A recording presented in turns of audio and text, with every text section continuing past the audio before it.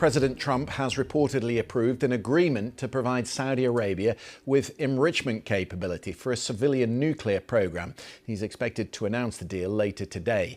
That agreement is expected to last 30 years. It would benefit US firms developing the program, and that potentially includes the building of a facility for enriching uranium within Saudi Arabia.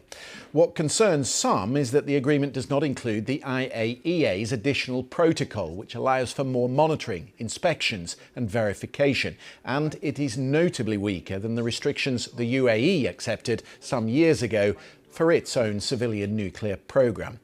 The US Secretary of State Marco Rubio has been commenting on this plan on the sidelines of the ASEAN summit in the Philippines. Let's have a listen. Well, I'm not going to opine directly on that agreement. We're going to put out, even when the moment is appropriate, we'll put out that in writing. We have to do it with Congress anyways, so we'll certainly do it publicly. But suffice it to say, the U.S. is not going to reach any agreement with any country in the world that leads to the risk of proliferation.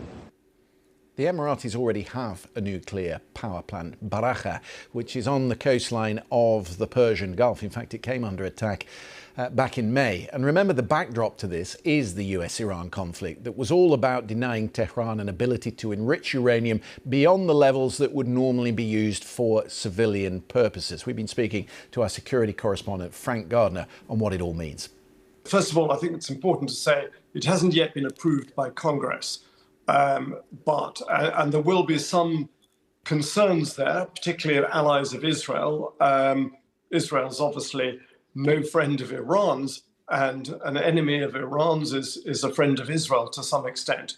But nevertheless, regimes can change. There can be coups, there can be successions. So there will be some concern in both Israel and in Congress about this. What does it mean for proliferation? Well, countries around the region are going to be looking very carefully at exactly what the safeguards of this deal are. And as you say, it is slightly looser than the 2009 deal that the US has with the UAE to develop its nuclear civil program. Now, in the case of the Saudi-US uranium deal, there's going to be a 2-year joint study by both countries into the economic viability of domestic enrichment. Sorry, that's a bit of a mouthful. They're going to be looking at whether it is practical for Saudi Arabia to enrich uranium on its own soil within Saudi Arabia. This is called a black box deal, whereby the US would have quite a lot of control over how far this goes. And that, I think, will allay some concerns that it's not being farmed out to, say, China or to Russia, who've both got a lot of nuclear expertise. So the US is keeping Saudi Arabia within its strategic sphere of influence, as it were. What is the standard protocol, Frank, in respect of the IAEA when it comes to international inspection? Well, I think you'd have to ask them that. But as you rightly say, there is an additional protocol that isn't present in this, whereby quite intrusive inspections can take place. And this, of course, has been the big problem in Iran, that the IAEA, the International Atomic Energy Agency, that's the UN's nuclear watchdog, has not been able to get into Iran's facilities since just before the June war last year, in which Operation Midnight Hammer, the US launched those B-2 stealth bomber raids that knocked out a lot of Iran's program, nuclear program. But, you know, I spoke to Rafael Grossi, the head of the IAEA, earlier this year, and he said, look, we are ready and willing to go down there into those tunnels. We've got the equipment, we can do it safely. We're ready to go and find out exactly what the status of all that 441 kilos of highly enriched uranium is down there beneath the mountains of Isfahan and Natanz and Fordow. But that can't happen while there's a war raging between Iran and the US. And there is now concern that Iran has possibly other nuclear equipment buried even deeper beneath a mountain called Pickaxe Mountain, which the US is reportedly considering bombing, but may not even have the equipment to take it out because it's buried so deeply.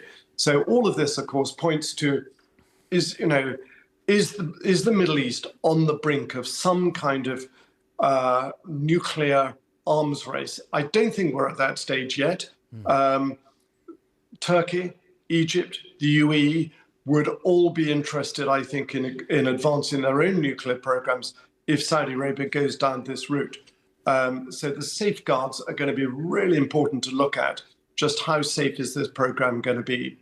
Marco Rubio says there needs to be more detail around the plan that's being set out, and you rightly point out that it still has to be approved by Congress.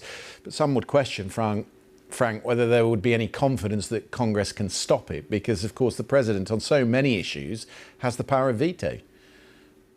He does, and he has a very good relationship with Saudi Arabia. I remember going to his his inaugural presidential visit, overseas visit to Saudi Arabia in May 2017. I mean, the Saudis literally rolled out the red carpet for him. They then had the Biden presidency, which they didn't like at all. And now they've got Trump 2.0, and they like this president. They've got good relations. And you've got to remember that Saudi Arabia is very spooked by what's going on in the Middle East, with Iran's apparent ability to survive these massive airstrikes that first Israel and then the US jointly, and then now just the US, are conducting against them. And Iran has been able to exercise that strategic option of Hormuz. And now there is the Houthis' threat of closing the southern end of the Red Sea, which would really hurt Saudi's exports. So they will be looking as to what they can do to strengthen themselves strategically. Frank Gardner there.